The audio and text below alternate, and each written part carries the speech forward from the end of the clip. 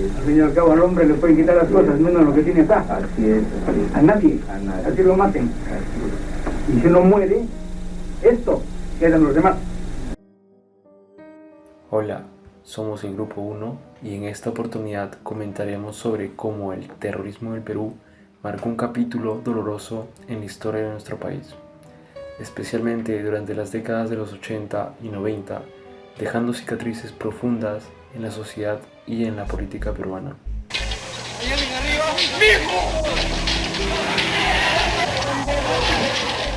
Entre los años 1980 y 2000, el Perú atravesó una de las etapas más oscuras de su historia contemporánea, marcada por la violencia y el terrorismo. Este periodo estuvo dominado por la violencia de grupos armados como Sendero Luminoso y Movimiento Revolucionario Tupac Amaru o MRTA, que buscaban la implementación de un régimen comunista en el país. Esta etapa no solo afectó la seguridad del país, sino que también cambió la vida de muchas personas. Las ciudades y las comunidades rurales sufrieron ataques, secuestros y asesinatos que causaron miedo y angustia en la población. Los incesantes atentados terroristas de Sendero Luminoso y los contraataques de las fuerzas militares han hecho de Huanta, en el departamento de Ayacucho, la provincia más violenta del Perú.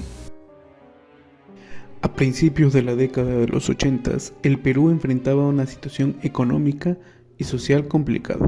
La pobreza y la falta de oportunidades afectaban a muchas personas, especialmente en las zonas rurales, lo que ayudó a que los grupos terroristas pudieran reclutar seguidores.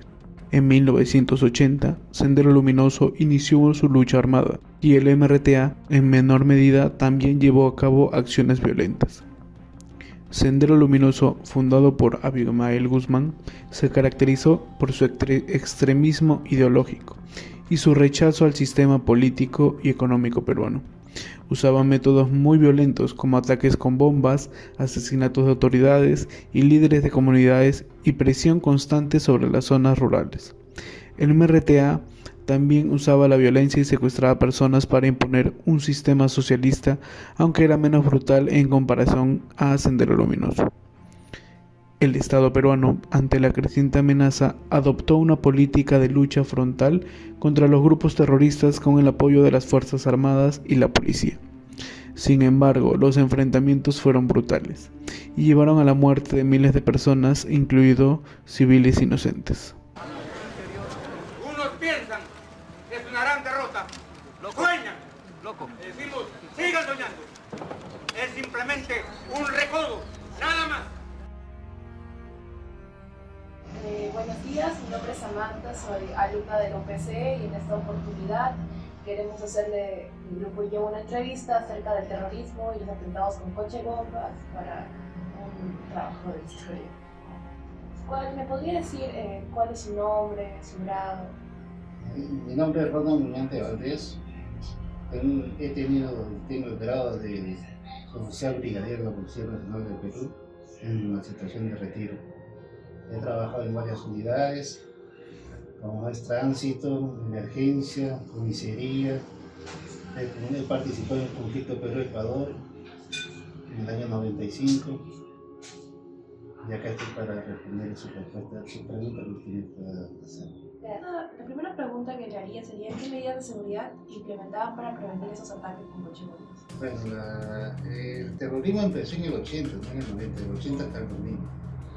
¿No? Y la implementación de la seguridad de todo era manejado por la DINCOTE en un sistema secreto, lo cual ponía su gente en ciertos lugares, pues en ese tiempo la Cantuca, que era una universidad donde más se acercaba el terrorismo. Hablando de acá de Lima, porque en las provincias era muy diferente. En las provincias tenían que hacerse pasar por personas de ese sitio, o sea, una vestimenta adecuada del lugar para poder sacar la información y tratar de que el terrorismo sea combatido. Continuando, ¿recuerda algún ataque en particular que haya sido muy fuerte, que le haya impactado? Era Hablando de los atentados que ha habido, aunque han habido atentados, han habido secuestros, han habido matanzas, han habido bombas, ¿no? Era el que más podemos recordar acá en Lima fue el caso del atentado de Tarata. Fueron 4 a 5 bombas con 250 kilos de AMPA, lo cual casi destruye toda esa para donde creo que vieron unos 5 desaparecidos, no recuerdo bien si fueron 2 mutilados, que eran chiquitos, una señorita, una niña que estaba en ese tiempo vendiendo sus golosinas, y como 250 heridos. Ese es el más fuerte que hubo aquí en Lima. El impacto del terrorismo en el Perú fue devastador. En el ámbito económico, las inversiones extranjeras se redujeron y el turismo también se vio afectado por la inseguridad creciente. Socialmente, el terrorismo trajo desconfianza y división. Las comunidades más afectadas fueron aquellas en zonas rurales, donde los terroristas y el ejército se enfrentaban. La población vivió bajo un clima constante de miedo, con familias desplazadas por los enfrentamientos y con una sensación de impotencia ante la violencia. El impacto en las instituciones estatales también fue notable. El gobierno adoptó medidas de represión, lo cual resultó en violaciones de derechos humanos, desapariciones forzadas y torturas, todo lo cual complicó aún más la situación. Bueno, estamos aquí en una entrevista más con el comandante Sánchez de la compañía Garibaldi número 7 del Callao.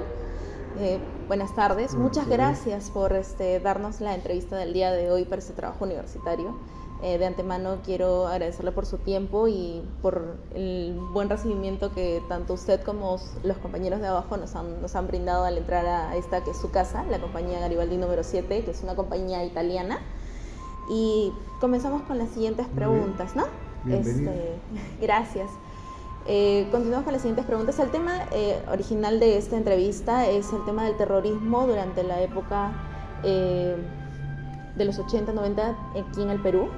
¿Y cuál fue su visión como bombero? Porque para ese entonces ya usted era bombero, oficial. Ya era oficial. ¿Qué grado tenía en aquel entonces? Yo era capitán. Ya era capitán en aquel entonces, ok. En aquel entonces ya era capitán y queríamos saber más que todo su visión de cómo sucedieron los acontecimientos como usted ya en las filas de lo que vendría a ser los primeros respondientes ante los coches bomba, ante tantos incendios y tantos desastres que ocurrieron en aquella época, ¿no? Entonces, comenzamos con la primera pregunta, que sería, ¿cómo afectó el terrorismo en su vida personal y familiar como bombero? Bueno, afectó bastante porque la familia vivía sobresaltada, no había atentados seguidos en todas partes. Y tú sabías, pero no sabías si regresabas. Porque justamente frente a mi casa están las empresas eléctricas y pusieron una bomba. Me destrozó casi toda la fachada de mi casa. Pero yo no estaba durmiendo porque yo estaba de guardia. El terrorismo nos agarró mucho a cólera por las emergencias que ellos prendían y nosotros apagábamos. Claro. Y habían explosiones por todo el Callao, por todo Lima. Teníamos apagones. En la noche tenía que dormir ya a las 8 porque ya no había ni televisión, ni luz, ni agua, nada. Y la gente vivía atemorizada. El legado del terrorismo en el Perú dejó marcas profundas que aún se sienten en la actualidad. Aunque el gobierno logró derrotar y capturar a los principales grupos terroristas a mediados de la década de 1990, los efectos de esta etapa aún perduran. La memoria histórica de los hechos terroristas sigue siendo un tema sensible en nuestro país, y las víctimas de la violencia aún luchan por justicia. Reconstruir la sociedad fue un proceso largo y difícil. El terrorismo dejó claro que es importante tratar los problemas de pobreza y desigualdad para evitar que los extremos ideológicos ganen terreno. Además, resaltó la importancia de fortalecer el sistema democrático y de justicia para prevenir futuros conflictos.